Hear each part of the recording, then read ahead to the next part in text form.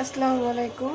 দেখেন আমাদের ইফতারের আয়োজন হচ্ছে, পেঁয়াজু ভাজা হচ্ছে, যেখানে কিছু ভাজা হয়েছে, আলুর চপ আরও ভাজা হবে, আলুর চপ, এটা হচ্ছে পেঁয়াজু ভাজা, আর এটা হচ্ছে ডিমের চপ, ডিম চপ। ভিতরে এটা বোঝা যাচ্ছে না,